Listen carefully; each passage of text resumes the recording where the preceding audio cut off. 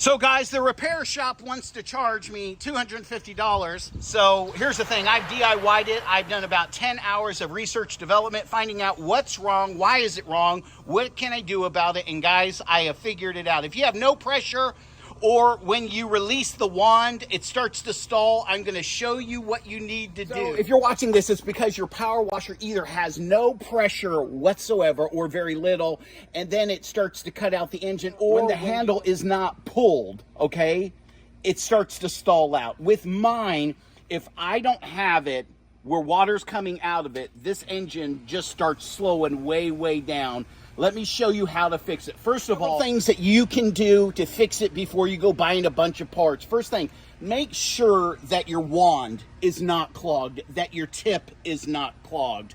Make sure that your air filter is getting lots of air, meaning put a new air filter on there. With power washers, if the oil isn't filled correctly, it just shuts it down. I don't think that's the problem with this. Now, here's more likely what it is on mine. Look, now with my power washer, the first thing I did is I put a new washer on here, and you're like, well, that's no big deal. Listen, it's a huge deal, because if this is sucking in air, you're gonna have a problem with the mower, okay? If your hose has a hole in it and it's sucking in air, or the seals aren't here, you can't have water pouring out of here. If you have water that's dripping out of here, you need to fix it, and most likely what it is you need a new washer, and you definitely need to have a screen in there. If you don't have a screen in there, the smallest piece of garbage can blow out your pump. Now, I replaced this, and I noticed a dramatic change, meaning it will stay running, but it starts kind of going in. And there you go, guys. New washer here with the screen. I got this piece here brand new that has all the internals, that's not leaking anymore. 10 times out of 10, this is your problem right here. This is an unloader valve. This is where the unloader valve is, right here.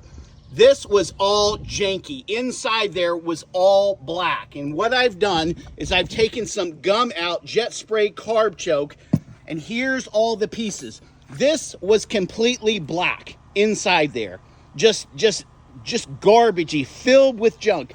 These pieces, see this one? That was completely black. That one was like and done to this. Here, let me pull that out real quick and I'll show you what the deal is. The spring, see that black is coming off.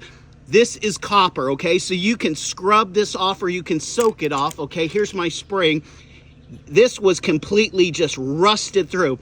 These pieces go here and here, and then they go into this piece here, and this screws back on to here.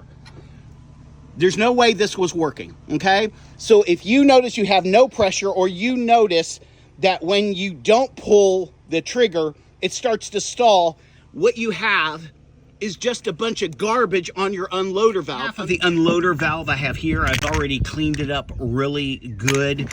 This half, I don't know if you'll be able to see it, but see this? It needs to be able to move freely.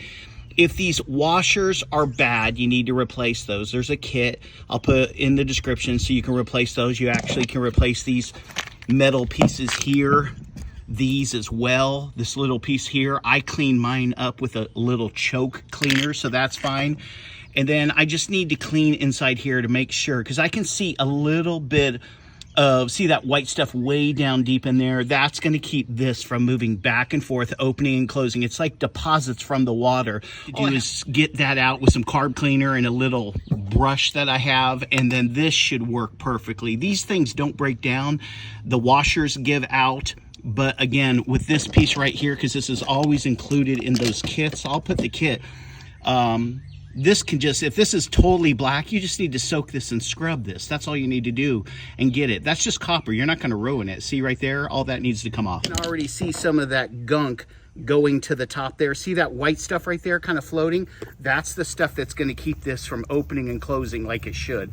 So again, I'm just putting carb cleaner in there until it's all gone. You don't want any of that. And I've got, look at it, it's stuck to the side here. I've got, look at this.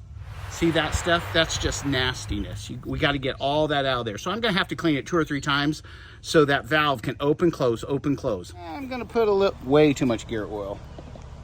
Put a little gear oil in it. I'm going to work that cylinder back and forth. I want to get gear oil in there. I can feel the pressure. Just put my thumb there and going back in here, you can feel the pressure it leaves in tension. So what I'm doing is working that gear oil in there, and you could use like motor oil, you know, and now you can see in there all the whites are gone. I have it geared up. Now I'm going to get all that oil off. I don't have to get it all off, but I want to get a lot of it off, you know what I mean? And it doesn't hurt to have a little bit of gear oil on those. I'm not going to replace these gaskets right here.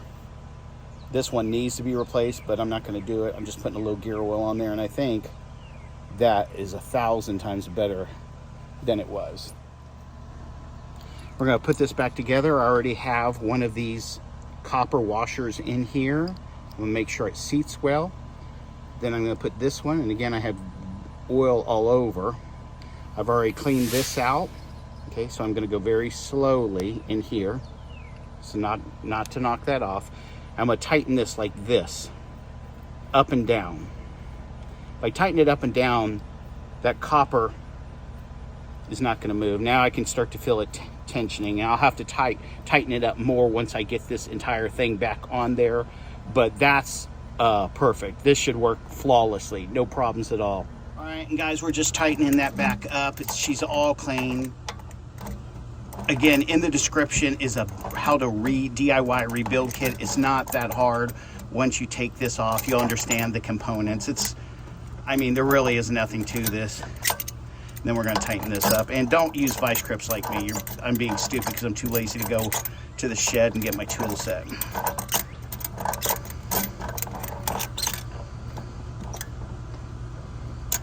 Yeah, that's perfect right there, guys. And that should stop all my problems.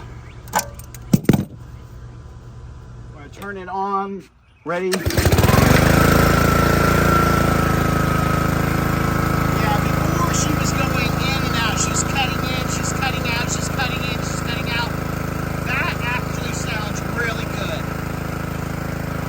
Right now I'm getting all the air out of the line. A lot of people don't do this. They just turn the thing on. You don't see that? That's air.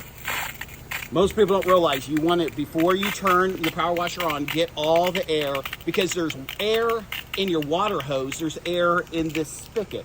Get all the air out. Pressure now, no problem at all. Cleaned out that loader valve and we're good to go. And sometimes you can do your best on the loader valve and it still has problems. You might need to go ahead and buy the kit again. I'll put that in the description. But I like it. I think I'll do the car now. I got tons of pressure now. That's perfect. That's exactly what it's supposed to do, except for the wheels. I put the wheels on. They're not tightened yet. That's funny. Your wheels are shaking. I know. Perfect, guys. All right. Thanks, guys, for watching. Give me a thumbs up if you like this.